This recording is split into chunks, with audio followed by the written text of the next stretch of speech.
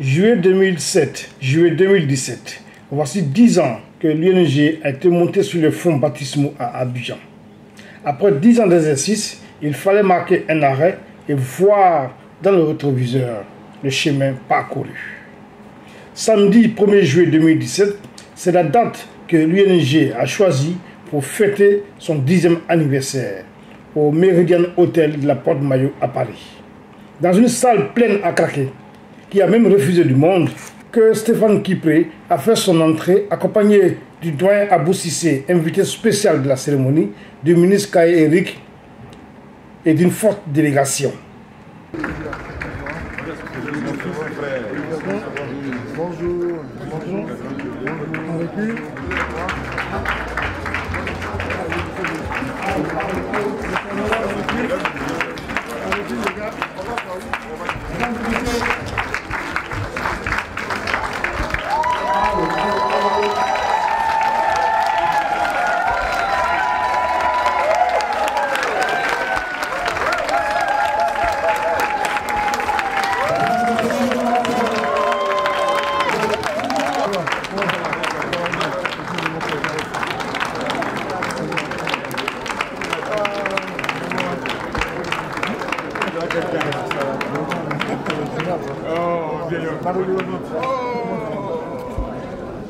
Aouli.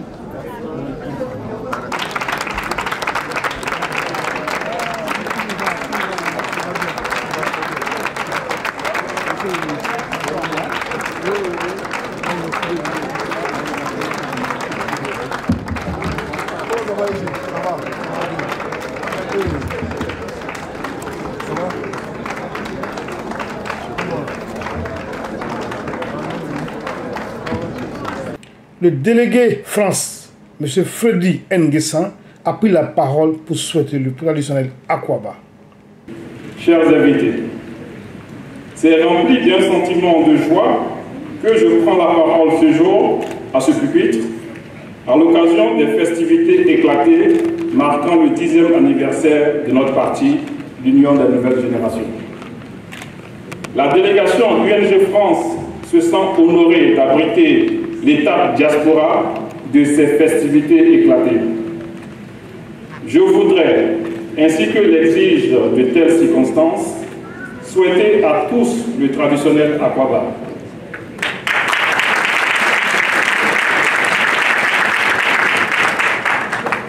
Camarades et chers invités, je voudrais saisir cette tribune pour traduire au président Stéphane Kipré notre fierté pour sa vision parfaite de la Côte d'Ivoire des nouvelles générations.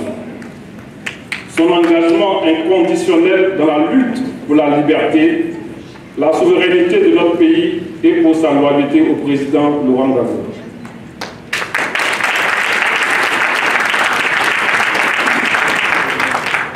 Cette posture courageuse est maintes fois clairement réaffirmée et les actes et décisions qui en sont la résultante sont pour nous le gage de la constante et de la fidélité. Je voudrais terminer mes propos en souhaitant, une fois de plus, en chacun de mes camarades et à chacun de nos honorables invités, une excellente fête. C'est Dieu qui est fort. Je vous remercie. Tour à tour, ils ont pris la parole. Arsène Tour, Étienne Nguessan, le ministre centrafricain de la communication, le ministre Kaye Eric, qui est en même temps président de l'AIRD et vice-président de l'EDS, M. Abou Cissé, invité spécial, et Stéphane Kipré, président de ce parti, qui a clos les séries d'interventions avec un discours ô combien historique. Monsieur le ministre Philippe Pathé, notre assemblée, cher aîné, merci pour ta présence. Monsieur le ministre Adrien Poussou, cher frère, j'ai été heureux de faire plusieurs visites en Centrafrique. On a eu l'occasion de discuter, de parler de l'Afrique de demain. Merci pour ta présence. Monsieur le ministre Kayerik, vice-président de l'EDS, c'est toujours une occasion, une belle occasion pour moi de t'écouter, de recevoir les cours, comme j'ai eu l'habitude de le dire. Merci pour ta présence. Monsieur le vice-président Etienne Guessan, vice-président de l'Union des nouvelles générations chargé de la diaspora, Monsieur Assel Touro, camarade, secrétaire général adjoint, chargé de la diaspora. Je voudrais saluer aussi le secrétaire général adjoint Fabrice Lago, chargé de la communication et du marketing politique. Je voudrais saluer le secrétaire général adjoint, pionnier de la délégation France, secrétaire général adjoint Alexis Zawa. Je voudrais te saluer. Merci pour le travail que tu as fait depuis 2009 ici en France. Je voudrais te saluer. Je pense que c'est ce travail-là qui te vaut d'être aujourd'hui membre du secrétaire général. Tu as fait ma confiance. Merci, camarade Egia. Je voudrais saluer le secrétaire national, Melej Giovanni, chargé de la documentation politique. Je voudrais te saluer. Je voudrais saluer le camarade secrétaire national, Éric Zogo, chargé des relations avec les enfants, mais surtout mon chef de cabinet. Je voudrais vraiment te saluer d'avoir organisé avec Maestra cette activité depuis 2-3 jours. Je voudrais te remercier, te réitérer ma confiance. Merci pour ce bon travail que tu fais au niveau des nouvelles générations. Je sais que ce n'est pas facile de travailler avec moi, mais je voudrais te saluer pour cela. Je voudrais saluer au nom des structures spécialisées, la EGA, Georgina Délé, saluer à travers toi, saluer toutes les structures spécialisées. Je voudrais te saluer EGA, transmettre en tout cas mes remerciements aux femmes et aux jeunes de l'Union des nouvelles générations. Je voudrais, à la suite des responsables du parti, je voudrais particulièrement saluer un aîné, le président Pascal Longo. Je voudrais te saluer, cher aîné, merci pour ta présence. Je voudrais te dire, on a eu l'occasion de se voir 2 ou 3 fois déjà, nous avons parlé de la Côte d'Ivoire. Merci pour cette grande vision que tu as de la Côte d'Ivoire. Je voudrais saluer aussi Madame Hortense Arsalé, représentante du FPI en France. Sois saluée. Merci pour ta présence. Merci pour, à chaque fois que j'ai eu à te solliciter, je voudrais que officiellement tu puisses transmettre au nom de l'Union des nouvelles générations toutes mes salutations et mes respects au président Aboudaman Sangaré. Je voudrais te saluer et profiter pour saluer le secrétaire national, le docteur Claude Koudou. Merci docteur pour ta présence. Je voudrais aussi saluer le représentant du COGEP en France, Armand Dabo. À travers toi, je voudrais saluer le représentant Anoma, vraiment le représentant, soit salué. Mais à travers toi, je voudrais saluer un frère, le Michel Béboudé. À chaque fois que j'ai eu l'occasion d'être à la haie, on a eu toujours le temps d'échanger. Je voulais te saluer, je voulais saluer le travail que vous êtes en train de faire et dire avec vous que oui, la CPI, ça suffit. Je suis tout à fait d'accord avec ça. La CPI, ça suffit. Je voudrais saluer le politologue Michel Gani. Je voudrais te saluer, cher aîné, merci pour tout le travail que tu fais. Merci de colorer notre lutte et de permettre qu'on puisse être représenté, avoir nos voix qui soient représentées partout. Je voudrais saluer le professeur Manobi. Merci professeur, merci pour tout ce que tu fais. Je voudrais saluer un aîné, je dirais porter le titre parental et saluer le grand frère, l'aîné Jo Mamadou. Merci pour tout ce que tu fais. Merci d'être le pont entre la haie et l'extérieur. Merci pour le nombre de fois que tu fais ce trajet. La haie Paris, la haie toute l'Afrique. Merci pour tout ce que tu fais. Je voudrais saluer aussi le conseiller Léna Oudé. Souvent quand je parle avec lui, je me pose la question, quand on ferme les yeux, on croit entendre un Ivoirien en train de parler. Il est même plus Ivoirien que moi parce que souvent, quand tu me parles des endroits d'Abidjan, je me pose la question de savoir est-ce qu'on parle du même Abidjan. Merci en tout cas pour tout ce que tu fais. Je voulais te saluer.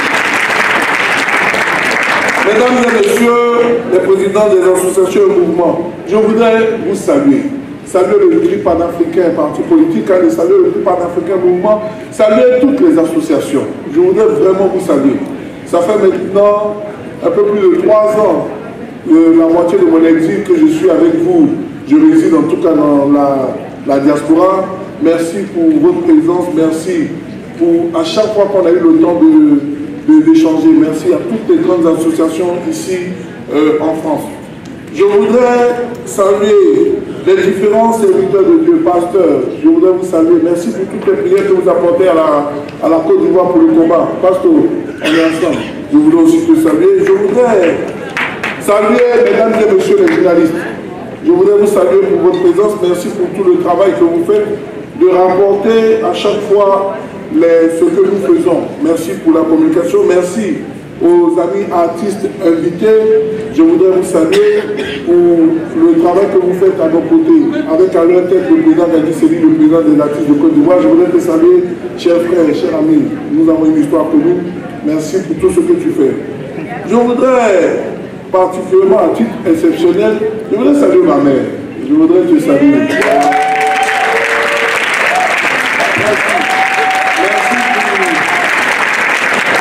Merci pour le soutien, merci de porter aussi mon combat. Merci des séquelles que tu subis parce que tu es la mère de Stéphane Kipé. Je pense que la sœur aussi, merci pour l'exil que tu fais. Je voudrais à travers toi saluer toute la famille, saluer tous les parents ici présents. Je voudrais saluer les différents délégués de l'Union des nouvelles générations. Le délégué français, le délégué Frédéric Guessard, merci pour l'organisation. Je voudrais te saluer, je voudrais saluer le délégué Béni Noël de la Belgique. Je voudrais saluer la déléguée Pascal Zaou du Luxembourg. Je voudrais saluer le délégué Évariste Maillot de l'Italie, appuyé ce que les frères ont dit tout à l'heure. Je voudrais saluer la déléguée Awa Gisèle Bonnet de l'Allemagne. Je voudrais te saluer. Je voudrais saluer le délégué Joël Desquadiol de la Grande-Bretagne. Je voudrais te saluer. Je voudrais saluer le délégué Idrissa Fati qui représente le délégué des États-Unis. Je voudrais te saluer et dire toute mon admiration au travail que vous faites. Je voudrais saluer Mme Richer, autant de la déléguée de Suisse. Je voudrais te saluer, délégué, pour tout le travail que vous faites. Je voudrais en tout cas vous dire merci pour votre présence, merci pour tout ce que vous faites pour l'Union des nouvelles générations. Je voudrais encore une fois vous dire merci. Merci pour les différents conseillers. Je voudrais en tout cas vous saluer. Salut Mme Acharamfi, Madame, vous transmettez mes salutations au ministre, lui dire que nous sommes ensemble. Je voudrais, à la suite de tous ceux qui m'ont précédé, je voudrais vous remercier pour votre présence. À cette célébration marquant les 10 ans d'existence de l'Union des nouvelles générations. Nous avons organisé avec les militants de la diaspora cette célébration éclatée. C'est en effet le 25 juillet 2007, à Abidjan, que nous avons pris la décision historique, avec quelques camarades, de rompre avec une idéologie qui ne répondait plus à nos convictions. Et nous avons créé l'Union des nouvelles générations. Ça fait effectivement 10 ans. 10 ans que notre parti politique existe. 10 ans de combat. 10 ans d'abnégation pour faire prospérer nos valeurs. 10 ans au cours desquels l'UNG a constamment démontré sur l'échiquier politique national son attachement pour la liberté, pour la démocratie en Côte d'Ivoire. 10 années, dont 6 en exil et en prison pour certains de nos camarades, à cause de nos convictions politiques. Nous avons décidé de faire de toute l'année 2017 l'année de nos 10 ans, par des célébrations éclatées dans nos provinces, dans toute la Côte d'Ivoire. Et il y a bien sûr la célébration nationale qui est prévue pour le mois de septembre prochain à Abidjan. Ainsi, après, comme l'a rappelé le camarade vice-président Etienne Dessant tout à l'heure, après la célébration de l'Ouest à Gagnoa, qui était le 25 mars dernier, de la province sud à Lopou, à Dabou, le 29 avril, de la province est à Laodiba, Bondoukou, le 27 mai, de la province centre à Thiébissou, le 28 juin, où était le doyen Abou Sissé. Je ne l'ai pas oublié, c'est mon invité spécial. Je lui réserve, je dirais, un soutien particulier. Vous savez, en toute chose, il y a des pères. Il y a certaines personnes qui sont nos dénonciers. Et le doyen Abou Cissé est quelqu'un que je considère beaucoup. Parce qu'il a de la conviction. La politique, tu ne la fais pas sans conviction. Tu ne fais pas la politique pour t'amuser. Et quand je vois, à chaque fois que nous avons sollicité le doyen, à chaque fois que nous l'avons appelé pour parler d'abord de la Côte d'Ivoire et ensuite de Laurent Gbagbo, il a été présent. Je voudrais te saluer, doyen.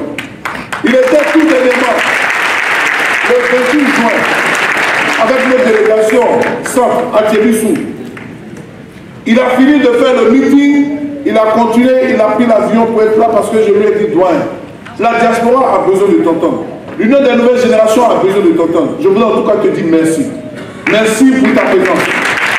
Comme je l'ai dit, toute la semaine de ta présence ici, ça sera une semaine d'apprentissage pour moi. Je vais apprendre à tes pieds. Je vais apprendre et comprendre que comment tu fais pour être aussi, je dirais, fidèle à une lutte. Parce que sans fidélité, tu ne fais pas la politique. Je voudrais en tout cas te dire merci, doyen. Donc, en ce jour, le thème choisi par la diaspora est l'UNG dans la diaspora, une force de mobilisation et de proposition. C'est donc un rapport avec ce thème que je voudrais partager avec vous quelques réflexions d'ordre politique et d'ordre économique. Camarades, mesdames et messieurs, chers invités, de façon générale, l'histoire politique du monde nous enseigne le rôle important joué par la diaspora dans les luttes de libération des peuples opprimés et dans les batailles de l'édification de certaines nations. Je voudrais m'appuyer à titre d'exemple, parmi tant d'autres, sur l'exemple de la diaspora juive et celui de la diaspora sud-africaine dans la lutte anti-apartheid. La diaspora juive a mené un grand combat. Voyez-vous, la proclamation de l'État d'Israël en 1948 ne fut pas un acte spontané ou un hasard, mais ça a été le fruit d'une longue bataille diplomatique, culturelle, populaire de cette diaspora. Les Juifs de la diaspora se sont regroupés au sein de ce qu'ils appelaient l'Organisation sioniste mondiale et se sont lancés dans d'importantes activités de tout ordre pour multiplier les contacts avec les puissances européennes afin d'obtenir des concessions territoriales.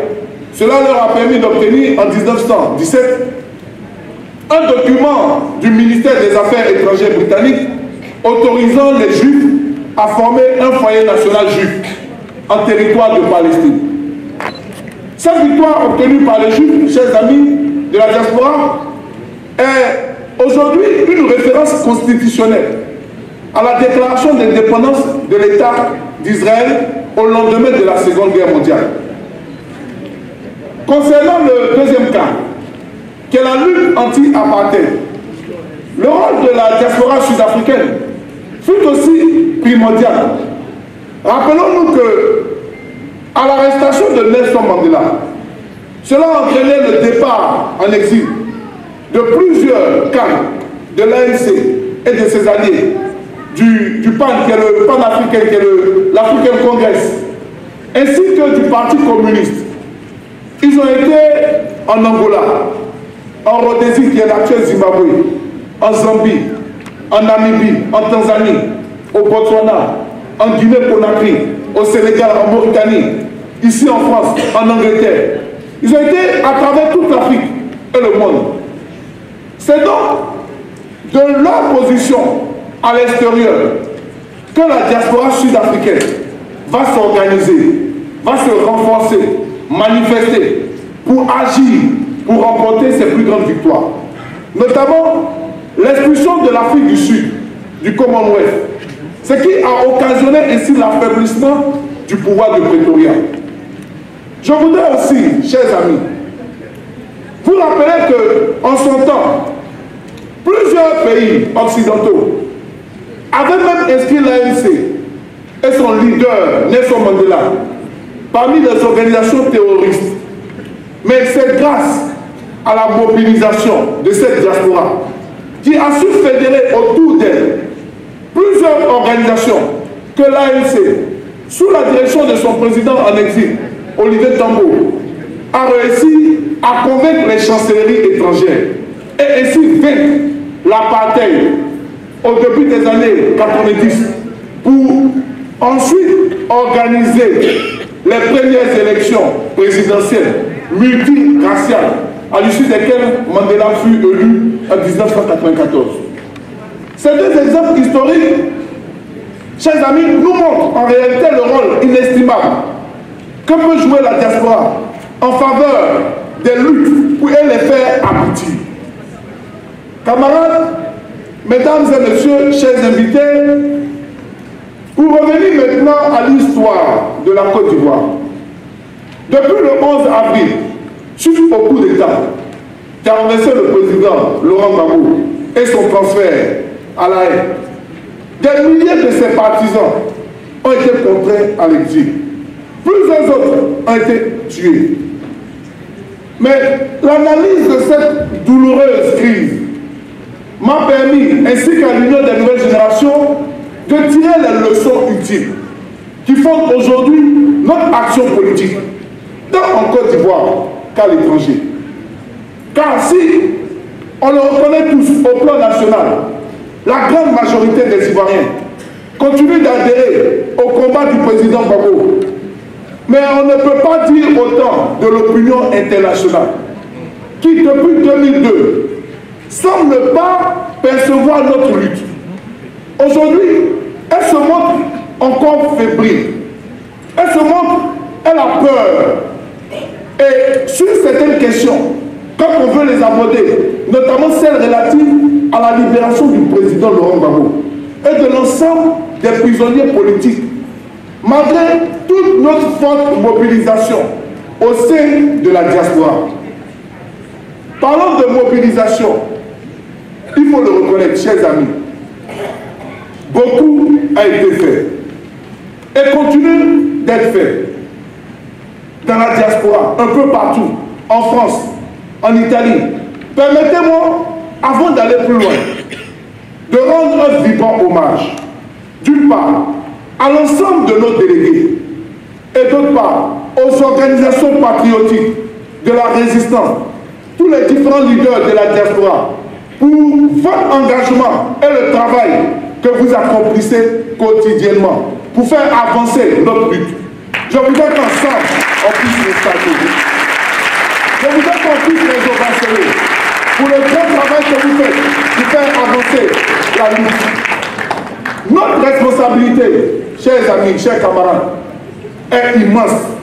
Elle est exaltante, car chaque génération a ses défis.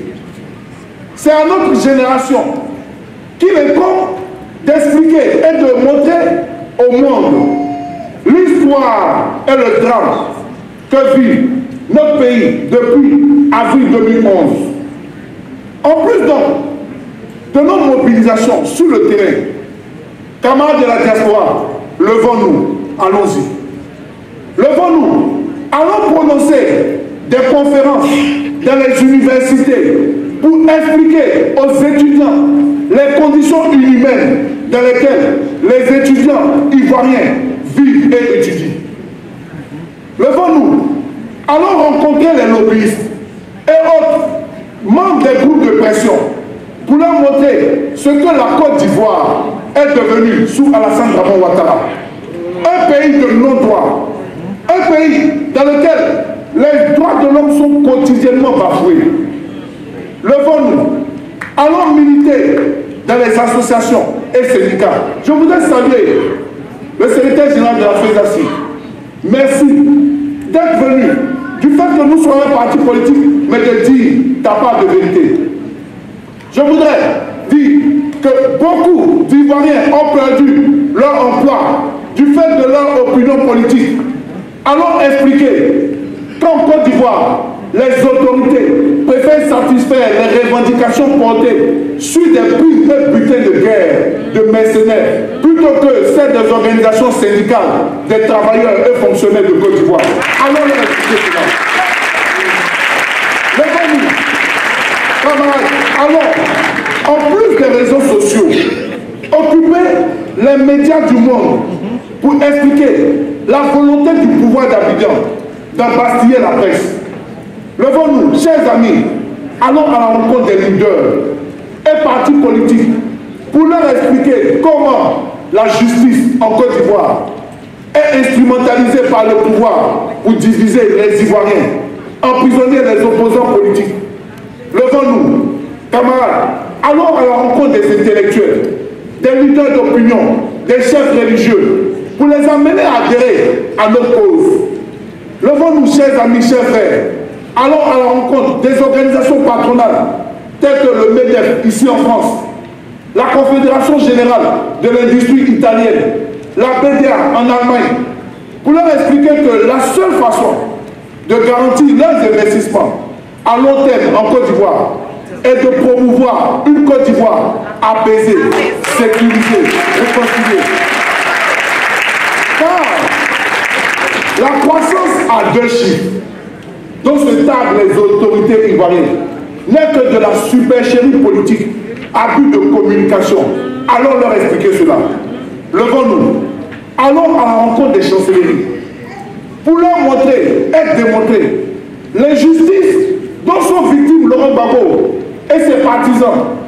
Allons les convaincre sur la nécessité de réparer ces injustices en libérant tous les prisonniers politiques en Côte d'Ivoire et aussi à La Haye.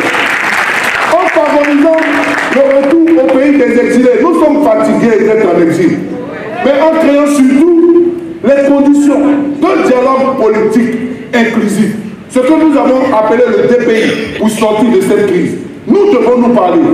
En résumé, diaspora, levons-nous pour sauver la Côte d'Ivoire.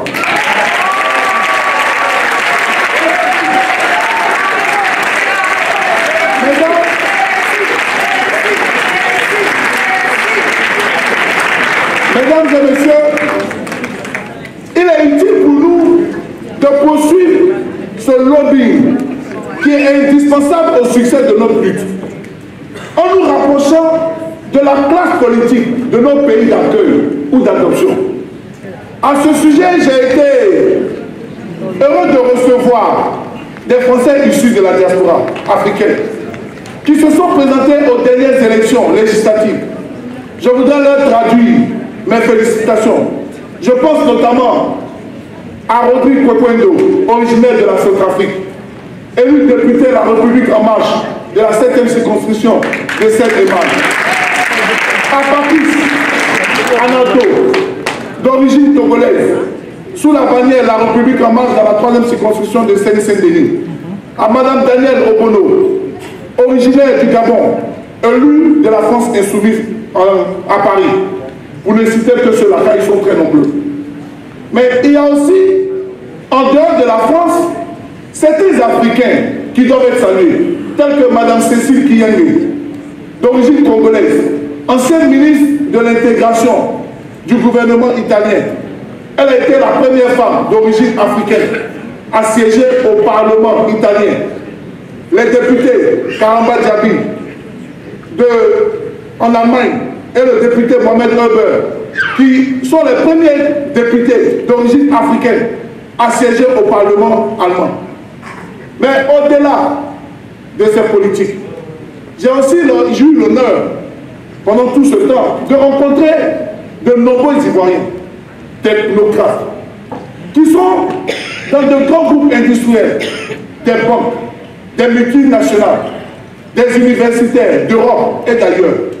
Je voudrais vous inviter, amis technocrates, à vous impliquer de plus en plus dans les questions qui touchent notre nation. Car dans vos grandes positions, vous pouvez être de véritables ambassadeurs de notre cause.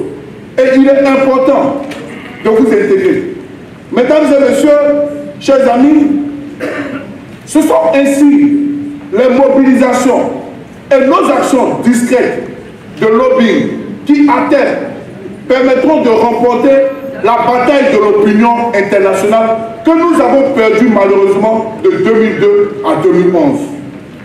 C'est la raison pour laquelle, dans le cadre de toutes nos tournées politiques en Afrique, en Europe, en Amérique, en Asie, nous n'hésitons pas à aller à la rencontre des chefs d'État et de gouvernement.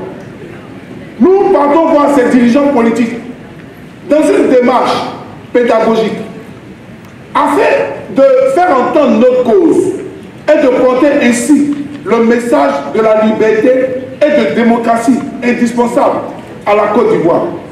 Et je vous rassure, lentement, mais sûrement, ces différentes initiatives que nous menons, ajoutées à celles de nos alliés du Front populaire ivoirien, de l'AIRD, de tous les différents partis politiques, continuent de faire progresser lentement, mais les lignes sont en train de bouger et elles bougent sûrement.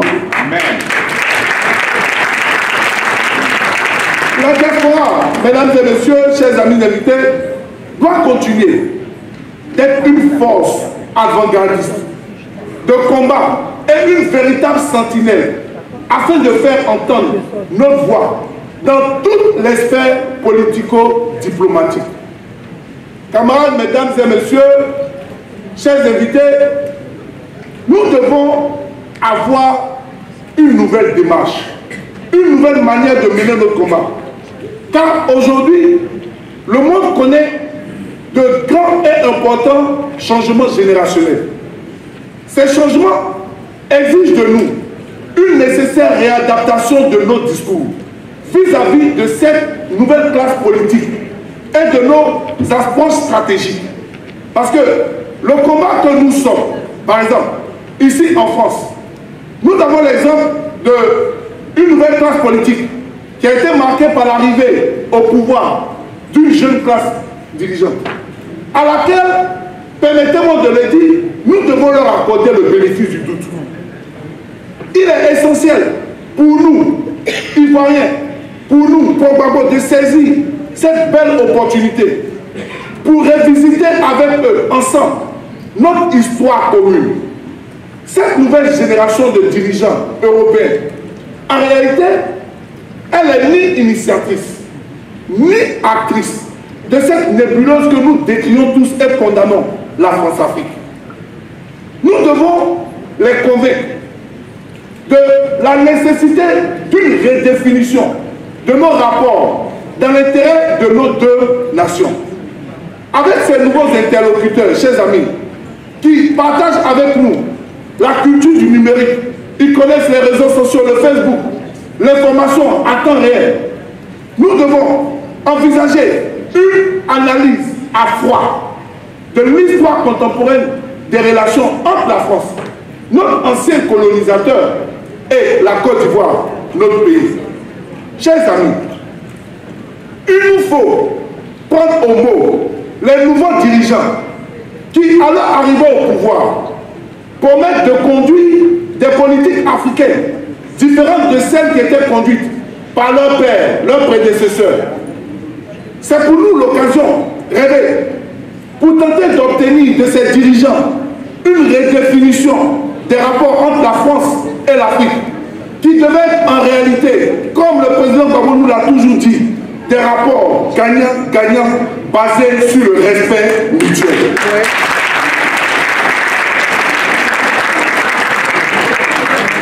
Nous devons, chers amis, expliquer à ces dirigeants européens que la lutte contre l'immigration clandestine ne pourra trouver une solution durable que par cette redéfinition des relations entre nos pays et l'Occident. C'est ce qui leur permettra, par exemple, d'endiguer le phénomène de l'immigration économique qui est dû au chômage endémique dans nos pays africains et de l'immigration politique qui est due aux guerres soutenues par eux-mêmes et le manque de démocratie en Afrique. S'ils veulent finir contre l'immigration, ils veulent lutter contre l'immigration, aidez-nous à amener la démocratie dans notre pays. Quand nous ramènerons la démocratie dans notre pays et que nous aurons des rapports gagnants-gagnants, nos jeunes resteront et trouveront du travail en Afrique et nos politiques ne seront pas de notre pays. Il est nécessaire, donc, chers amis, de vous y engager. Il est nécessaire de jouer votre part. Camarades, mesdames et messieurs, chers invités, au-delà de son rôle politique, notre diaspora doit jouer aussi un rôle économique et ainsi participer au développement de la Côte d'Ivoire. Quand je parle du rôle économique, la question que je peux me poser est celle-ci. Quelles conditions faudrait-il réunir pour la diaspora afin de jouer un rôle productif à l'accélération du développement de la Côte d'Ivoire en temps de paix? Je voudrais me permettre de répondre à cette question en faisant quelques propositions de l'Union des nouvelles générations que nous pourrons tous enrichir, car nous ne sommes pas fermés. Voyez-vous, chers amis, à titre indicatif, selon l'OCDE, les transferts d'argent opérés par les diasporas ces dernières années sont à plus de 170 milliards, dont 60 milliards en direction de l'Afrique. Mais en réalité, ce qui se passe, c'est que ces fonds ne servent qu'aux besoins de famille. Ce qu'on appelle besoin de famille, c'est funérailles, telle personne est malade, nous avons besoin de ceci. Donc, il y en a un véritable flux financier à capter et de véritables possibilités d'investissement à capitaliser. Si toutefois, un cadre institutionnel est mis et adapté, est mis en place, la diaspora ne peut pas, elle ne peut rien faire de productif en Côte d'Ivoire si elle ne trouve pas des relais et des réseaux de soutien fiables. Elle a besoin d'avoir des interlocuteurs et des structures auxquelles elle peut faire confiance quand elle veut investir en Côte d'Ivoire. Et malheureusement, ce n'est pas le cas actuellement. Voilà pourquoi, à l'Union des nouvelles générations, pour nous, il est impérieux de redéfinir par exemple le rôle des bureaux économiques qui sont installés dans nos ambassades pour leur permettre d'être de véritables interfaces d'investissement. Et ces bureaux économiques doivent devenir de véritables guichets uniques d'investissement, permettant à la diaspora, par exemple, de créer des entreprises en Côte d'Ivoire à partir du pays d'où elle réside, permettant aussi à la diaspora d'ouvrir des comptes bancaires dans des banques étatiques en Côte d'Ivoire, car tous n'ont pas la possibilité, comme nous tous, nous sommes des sans-papiers. Souvent, nous n'avons pas cette possibilité de pouvoir ouvrir des comptes bancaires dans nos pays d'accueil. C'est au niveau de notre diaspora. Il faudrait que nous créions les conditions pour que cette diaspora, à partir de nos ambassades, puisse aller ouvrir des comptes bancaires en attendant qu'elles rétablissent leurs problèmes et difficultés administratives dans le pays.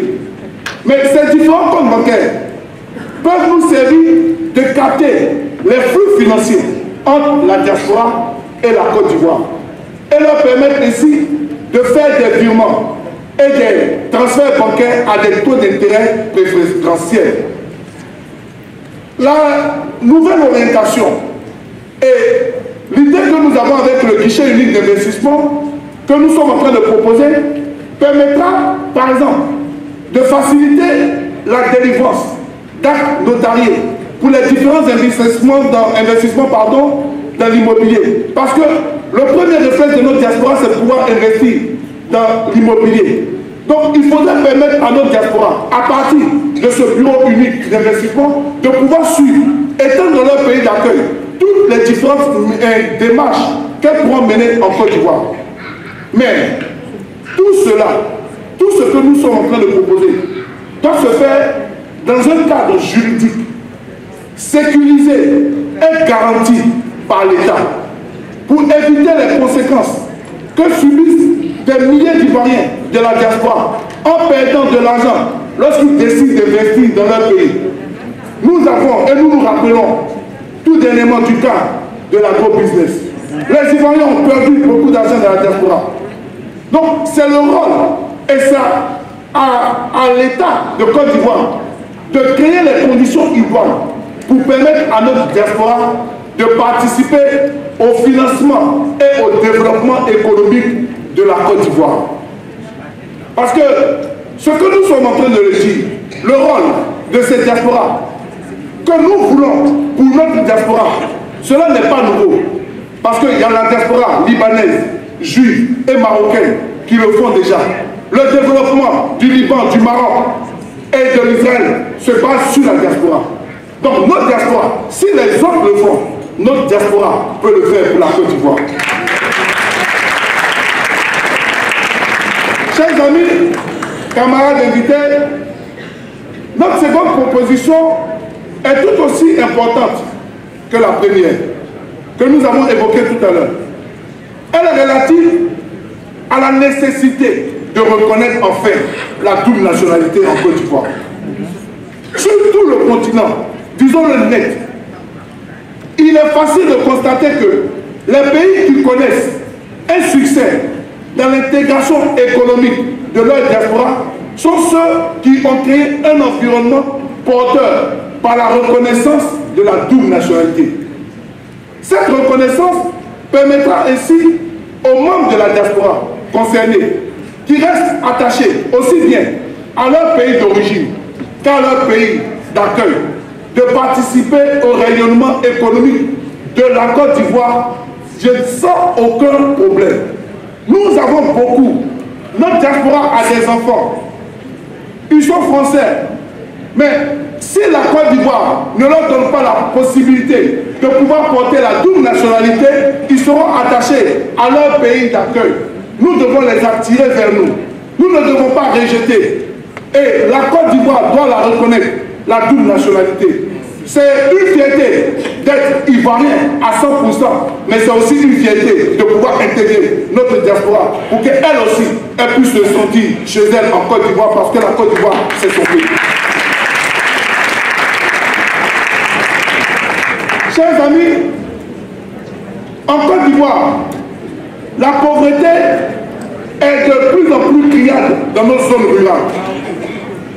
Nous nous sommes posé la question de savoir que peut faire la diaspora pour exploiter, transformer et voire exporter toutes les ressources agricoles qui végètent dans nos villages.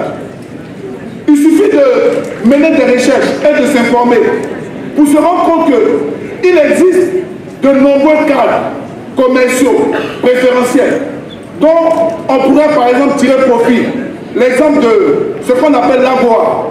L'AGOA qui est un accord commercial préférentiel pour les opportunités de croissance. Elle est offerte par les États-Unis aux pays africains.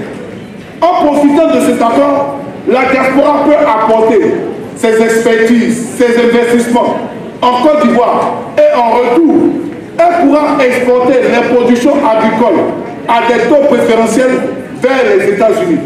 Cela donc peut constituer pour notre diaspora une source de revenus, mais aussi une source de recettes pour notre pays.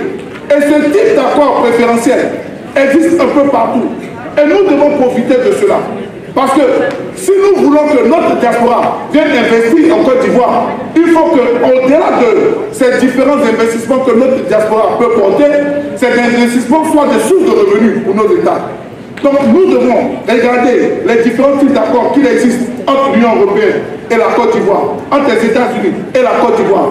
Parce que notre diaspora, certes, produit de l'argent dans leur pays d'origine, mais notre diaspora doit aussi produire de l'argent dans leur pays d'accueil, mais aussi dans leur pays d'origine. Et la Côte d'Ivoire doit être un terrain d'investissement. Ce n'est pas parce que nous sommes ivoiriens, quand nous partons investir en Côte d'Ivoire, que nous devons payer de l'argent. Donc, en profitant de ces différents types d'accords, vous verrez que la diaspora gagnera de l'argent en Côte d'Ivoire et l'État de Côte d'Ivoire gagnera de l'argent aussi avec sa diaspora. Je voudrais terminer, chers amis, sur ces quelques propositions que nous vous apportons, sur la réflexion, nous avons mené, continuons de mener cette réflexion sur la représentation de la diaspora à l'Assemblée nationale dans notre pays. Il est important, en plus de l'Assemblée nationale, aussi de les structures décentralisées. Il est important et nécessaire que désormais soient élus au sein de l'Assemblée nationale de notre pays des députés qui représentent les Ivoiriens vivant à l'étranger. Au départ, vous savez, Baba Laurent nous a appris une chose, de pouvoir s'adapter avec le terrain. C'est ici, étant de la diaspora, que j'ai compris le rôle que peut jouer notre diaspora au sein de notre Assemblée nationale. Mais si nous n'avons pas de représentants de la diaspora au sein de l'Assemblée nationale, quel que soit ce qu'ils peuvent apporter comme changement démocratique, on ne peut pas influencer. Donc il faut des représentants de la diaspora à l'Assemblée nationale pour qu'ils puissent nous apporter leur grande connaissance de la démocratie qu'elles ont dans leur pays d'accueil. Acceptons de pouvoir prendre cela d'eux. Et en plus de l'Assemblée nationale, il est important aussi de pouvoir mettre notre diaspora sur les différentes listes aux élections générales, aux élections décentralisées, pour que chaque élection en Côte d'Ivoire, pour être maire, pour être président du conseil général, pour être maire d'une commune rurale, vous soyez capable d'avoir un représentant de la diaspora. Donc nous devons mener une réforme de notre code électoral pour que chaque ville de Côte d'Ivoire puisse avoir sur sa liste électorale un représentant de la diaspora pour que celui-là soit l'ambassadeur de son département, de sa ville dans la diaspora. Il est important de pouvoir faire cette réforme-là pour nous, la diaspora. Et vous le faites déjà. Tout à l'heure, quand nous avons parlé des associations, les associations, j'ai eu le temps et l'occasion de discuter avec plusieurs d'entre vous. Vous le faites déjà. Vous prenez des vêtements, vous prenez le matériel de santé, vous prenez des ambulances pour partir. Donc vous êtes de véritables agents de développement. Donc si vous êtes déjà des agents de développement, il est donc important qu'on puisse vous intégrer officiellement dans les listes pour que ce rôle d'agent de développement que vous êtes déjà, à travers toutes les grandes associations dans lesquelles vous militez dans la diaspora, on puisse le faire officiellement dans les mairies et dans les conseils généraux. Voilà un peu, chers camarades, voilà un peu quelques réflexions que nous avons voulu et pour permettre à notre diaspora de voir ainsi ses préoccupations. Et nous avons réfléchi à celle-ci. C'est quelques réflexions que nous continuons de pouvoir mener. Et nous ne sommes pas fermés. Nous attendons toujours vos propositions. Et à partir de vos propositions, nous pouvons porter le discours politique. Parce que nous faisons la politique pour être les porte-voix de nos populations. Nous faisons la politique pour être des porte-voix de nos concitoyens. Et je voudrais vous inviter à vous rapprocher de tous les différents partis politiques, membres de la diaspora, pour pouvoir apporter vos idées. Camarades, mesdames et messieurs, chers invités, pour conclure mon allocution, je voudrais vous transmettre ma foi, mon optimisme dans le succès de notre combat politique. Car la Côte d'Ivoire sortira, comme le doyen Abou Cissé l'a dit, la Côte d'Ivoire sortira de cette crise. La Côte d'Ivoire sortira avec un Laurent Gbagbo libéré de la haine. La Côte d'Ivoire sortira avec une Côte d'Ivoire réconciliée avec elle-même. Je fonde l'espoir que la diaspora continuera de jouer ce rôle aussi bien au plan politique qu'au plan économique. J'ai foi en vous, militants de l'Union des nouvelles générations. Vous devez continuer à œuvrer à l'avancement de notre lutte, car nous plaçons en vous beaucoup d'espoir. La Côte d'Ivoire place en vous, UNG Diaspora, beaucoup d'espoir. Ne baissez pas les bras, chers frères. Ne baissez pas les bras, partis politiques alliés. Ne baissez pas les bras, professeurs, lobbyistes. Ne baissez pas les bras, doyens. Ne baissez pas les bras, religieux. Ne baissez pas les bras, panafricains. Ne baissez pas les bras, Côte d'Ivoire. Parce que l'horizon s'éclaircit. Le soleil est en train de se lever. Nous ne devons pas nous décourager. Parce que nous sommes environ, il est 4h30, 5h du matin. Lorsqu'il était minuit, nous n'avons pas baissé les bras. Lorsqu'il était sombre, nous n'avons pas baissé les bras. Ce n'est pas maintenant que le soleil est en train de se lever que nous devons rester, nous devons baisser les bras. Restons fermes et confiants et sereins, car très bientôt, il fera jour.